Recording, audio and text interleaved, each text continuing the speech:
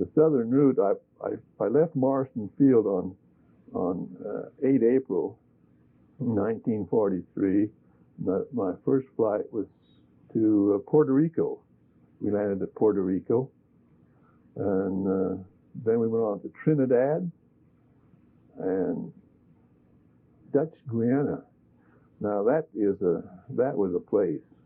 I think the engineers went in there blindfolded and dug out the runway. It was short for a B-26. It was less than 5,000 feet. It was right smack in the middle of the Amazon jungle, but it was a stopover where we had to stop, where we had to refuel, and there was some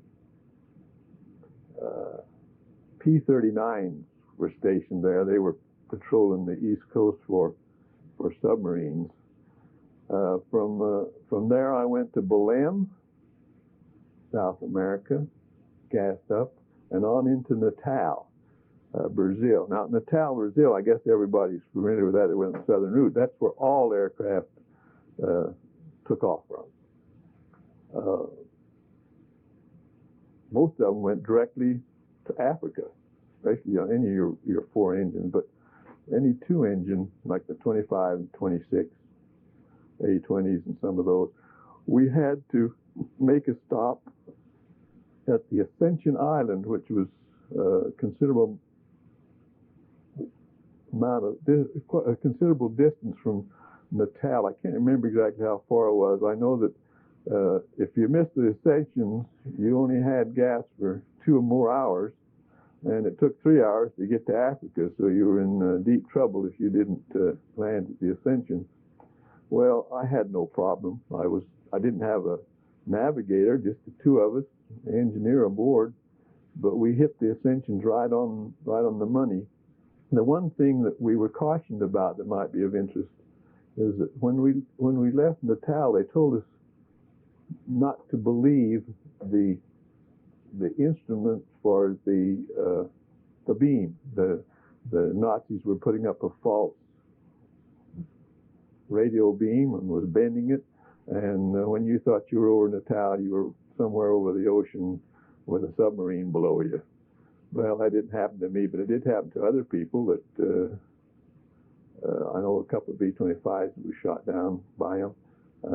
Some of the B-26s missed the island and had to land in the ocean, and were picked up a few days later. But I had no trouble. I went right into Ascension, stayed there overnight. There was one peculiar thing about Ascension, that the runway was short. It was built right on a rock.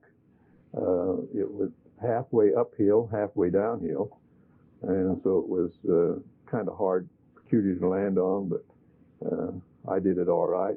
When I took off in the morning, we took off real early in the morning. A Jeep had to go down the runway to clear this bird off one of these native birds. They look something like I don't know what they look like that we have around here.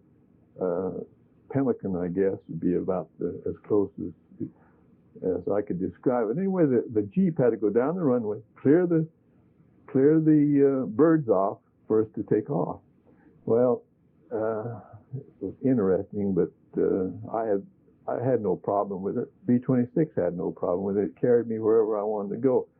I went then to Dakar, North Africa, on to Marrakech, Rabat, and I rejoined the 319th Bomb Group in Tunisia. Our 319th Bomb Group got 2 unit citations for accurate bombing. We bombed the Rome Martian Lords twice, and not one bomb went outside the target area.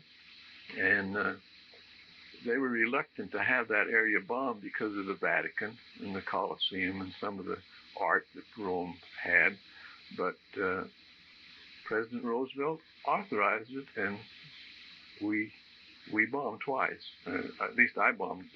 I was on both the missions. And we laid all our bombs strictly into the Martian yard, and we got the unit citation twice for it, which I'm real proud of, and was proud of all the time I was there.